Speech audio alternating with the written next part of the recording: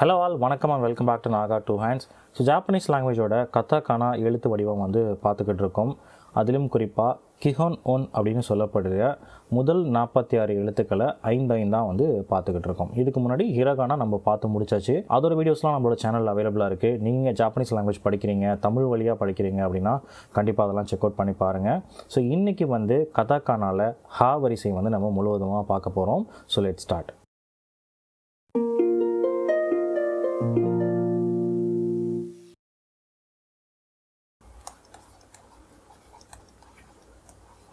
Alright. So வழக்கம் போலவே ஹிரகானா ஹா வரிசை முதல்ல எழுதி நம்ம ரீகலெக்ட் பண்ணி பார்த்துக்கலாம்.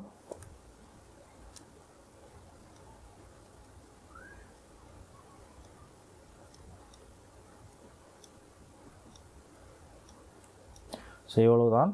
அடுத்ததாக இன்றைக்கி நம்ம பார்க்க போகிற கத்தாக்கானாவோட எழுத்து வடிவம் எப்படி இருக்குது அப்படின்றத ஒரு முறை எழுதிடுறேன்.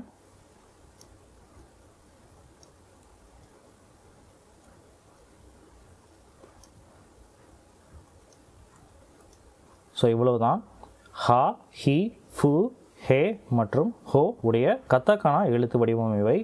அடுத்ததாக தட்டச்சு வடிவம் எப்படி இருக்குது அப்படின்றத நான் டைப் பண்ணி காட்டிடுறேன்.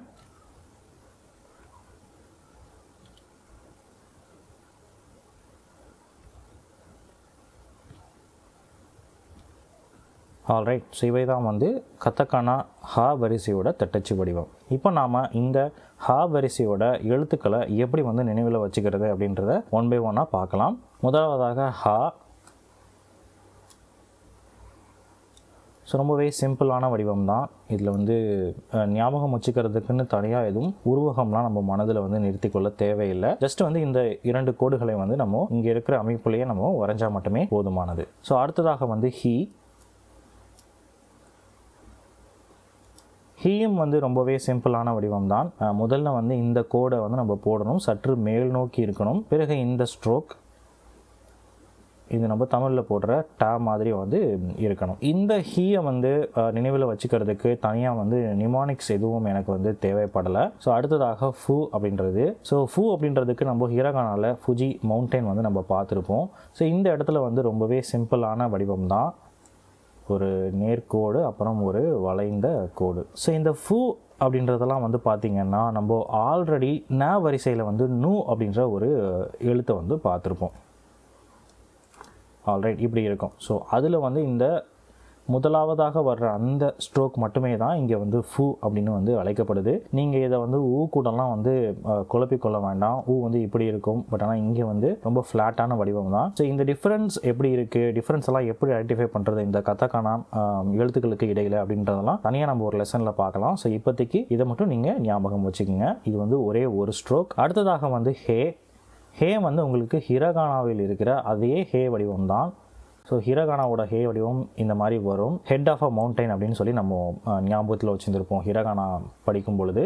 ஸோ இப்போவும் அதே ஸ்ட்ரக்சர் தான். இந்த எட்ஜ் மட்டும் கொஞ்சம் ஷார்ப்பாக இருக்க மாதிரி நம்ம பார்த்துக்கிட்டால் போதுமானது. இதுதான் ஹிரகானாவுக்கும் கத்தாக்கானாவுக்கும் உள்ள ஒரு சிறிய வித்தியாசம். மற்றபடி ரெண்டுமே சேம் தான். ஸோ அடுத்ததாக பார்த்தீங்க அப்படின்னா ஹோ. ஹோ அப்படின்றதுக்கு தொஃபுகு புக்கில் ஒரு டயக்ராம் சொல்லியிருப்பாங்க. அதையே நான் இங்கே சொல்கிறேன். ஹோலி அப்படின்ற ஒரு வார்த்தையும் ஒரு டயக்ராமும் கொடுத்துருப்பாங்க. ஹோலி அப்படின்னாலே நமக்கு கிராஸ் அப்படின்றது தான் ஞாபகம் வரும். அண்ட் அதிலிருந்து ஒரு ஒளி வர்ற மாதிரி, ஒளிக்கற்றைகள் வர்ற மாதிரி இந்த 2 பக்கமும் கொடுத்துருப்பாங்க. ஸோ இது ஆப்வியஸாக ஹோ அப்படின்ற உச்சரிப்பை கொண்டு இருக்கு. ஹோலின்ற வார்த்தையை ஞாபகம் வச்சுக்கலாம். ஹோலி அப்படின்னா கிராஸ். கிராஸ் இதிலிருந்து 2 ஒளிக்கற்றைகள் இப்படி நீங்கள் நினைவில் வச்சுக்கலாம். ஸோ அவ்வளோதான் இந்த ஹா வரிசையை பொறுத்த வரைக்கும். ரொம்பவே சிம்பிளான வரிசை தான். ஹா, ஹி, ஃபு, ஹே மற்றும் ஹோ. இப்போது இந்த எழுத்துக்களோட ஸ்ட்ரோக் ஆர்டரை பார்த்துட்டு இன்னொரு முறை நான் எழுதி காட்டுறேன். ஸோ ஃபஸ்ட்டாக ஹா அப்படின்ற ஒரு எழுத்து, அது 2 ஸ்ட்ரோக் தான், ரொம்பவே சிம்பிள். அடுத்ததாக ஹி. ஸோ இந்த கிராஸ் ஸ்ட்ரோக் முதல்ல வரும், பிறகு இந்த 2வது ஸ்ட்ரோக். மூன்றாவதாக ஃபு, ஒரே ஒரு ஸ்ட்ரோக்கு தான், பட் ஆனால் ஒரு ஷார்ப்பான மடிப்பு இருக்கும். அடுத்ததாக ஹே. ஸோ ஹிரகானாவில் இருக்கிற ஹே மாதிரியே, பட் ஆனால் இங்கே கொஞ்சம் ஷார்ப்பான கார்னர் இருக்கும். ஸோ அடுத்ததாக ஹோ. ஹோவிற்கு நம்ம ஹோலி அப்படின்ற ஒரு வார்த்தை பார்த்தோம். ஸோ மொத்தம் ஒரு 4 ஸ்ட்ரோக்கு தான். ஸோ இங்கே பார்த்தீங்கன்னா உங்களுக்கு புரியும். இந்த வரியிலிருந்து ஒரு எழுத்துக்கும் ஒரு உதாரண வார்த்தை பார்த்துட்டு இந்த வீடியோவை க்ளோஸ் பண்ணலாம். ஆல்ரைட், இங்கே பேஸ்ட் பண்ணியாச்சு. கொஞ்சம் ஸ்க்ரோல் பண்ணிக்கிறேன். ஆல்ரைட், ஸோ முதலாவதாக ஹா அப்படின்ற ஒரு எழுத்து. அதற்கு வந்து ஹா இன் கா சி, ஹான்காச்சி அப்படின்னு ஒரு வார்த்தை கொடுத்துருக்காங்க. ஹான்காச்சி அப்படின்னா வந்து ஹேண்ட் கர்ச்சீஃப் அப்படின்னு வந்து அர்த்தம். இந்த கர்ச்சீஃப் அப்படின்றத வந்து முழுமையாக எழுதாமல் கர்ச்சி அப்படின்றத மட்டுமே வந்து சுருக்கி எழுதியிருக்காங்க. ஸோ இந்த மாதிரி நிறைய சொற்களை அல்லது வந்து வார்த்தைகளை சுருக்கி உபயோகப்படுத்துகிற பழக்கம் இருக்குது அப்படின்றத நம்ம ப்ரீவியஸ் லெசன்ஸில் பார்த்துருப்போம். அதே தான் வந்து இங்கேயும். ஸோ அடுத்ததாக வந்து ஹீ நெடில், ஹீ தா நெடில் அப்படின்னா வந்து ஹீட்டர் அப்படின்னு வந்து அர்த்தம். ஸோ அடுத்ததாக ஃபு அப்படின்ற ஒரு எழுத்து. இந்த ஃபு எழுத்துக்கு வந்து இங்கே ஃபூக்கு அப்புறம் வந்து ஒரு ஓ போட்டிருக்காங்க. பட் ஆனால் அந்த ஓ வந்து சின்னதாக இருக்குது இல்லைங்களா. இதெல்லாம் வந்து நம்ம யோவோன் படிக்கும் பொழுது மறுபடியும் ஒரு முறை வந்து ரீகலெக்ட் பண்ணி பார்க்கலாம். ஸோ ஹிரகானாவில் இருக்கிற யோவோனுக்கும் கதகானாவில் இருக்கிற யோவோனுக்கும் கொஞ்சம் டிஃப்ரென்ஸ் இருக்கும். மீனிங் வந்து சேம் தான், பட் அடிஷ்னல் கேரக்டர்ஸ் வந்து கொஞ்சம் ஸ்மால் கேரக்டர்ஸ் வந்து யூஸ் பண்ணுவாங்க கதகானாவை பொறுத்த வரைக்கும். அதுதான் இங்கே யூஸ் பண்ணியிருக்காங்க. பட் ஜென்ரலாக இது எப்படி படிக்கலாம் அப்படின்னா ஃபு ஓ அப்படின்றது வந்து ஃபோ அப்படின்னு வந்து படிக்கலாம். ஸோ இங்கே நெடில்ன்றதுனால ஃபோ அப்படின்னு உச்சரித்தா போதுமானது. ஸோ ஃபோக்கு அப்படின்றது வந்து இங்கே ஃபோர்க் அப்படின்றத வந்து குறிக்குது. அடுத்ததாக வந்து ஹே அப்படின்ற ஒரு எழுத்து.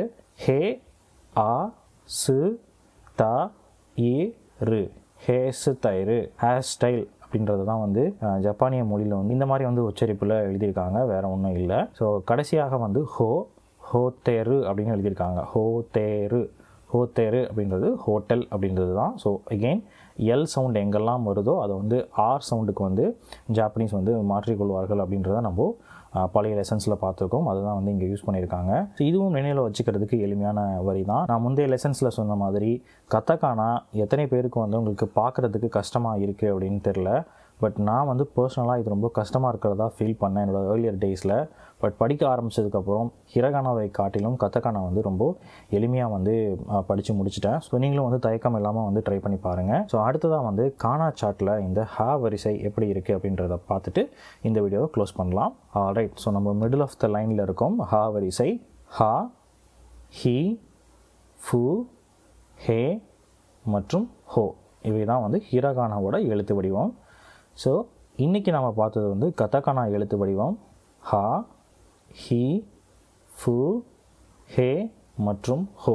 ஸோ நிறைய எழுதி பாருங்கள், நிறைய ப்ராக்டிஸ் பண்ணுங்கள். ஸோ அப்போ தான் வந்து சீக்கிரமாக நம்ம வந்து இந்த லெட்டர்ஸை வந்து நினைவில் வச்சுக்க முடியும். அண்ட் தென் படிக்கிறதுக்கும் ஸ்டார்ட் பண்ணுறதுக்கு ரொம்பவே ஹெல்ப்ஃபுல்லாக இருக்கும். அஃப்கோர்ஸ் காஞ்சி தேவை, பட் ஆனால் ஒரு குழந்தையோட பெர்ஸ்பெக்டிவில், அதாவது ஒரு குழந்தை எப்படி கற்றுக்குமோ, முதல்ல வந்து வார்த்தைகள் கற்றுக்கும், அதுக்கப்புறம் ஸ்கிரிப்ட் கற்றுக்கும் அப்படின்றதுனால உங்களுக்கு ஓரளவுக்கு ஜாப்பனீஸ் வொக்காபுலரிஸ் கொஞ்சம் எக்ஸ்போஷர் இருக்குது. அண்ட் வந்து உங்களுக்கு ஸ்கிரிப்ட்ஸ் நாலேஜ் வந்து வேணும் அப்படின்றப்போ இவே வந்து ஹெல்ப்ஃபுல்லாக இருக்கும். ஸோ இவ்வளோ நேரம் பொறுமையாக அந்த வீடியோ பார்த்ததுக்கு ரொம்பவே நன்றி.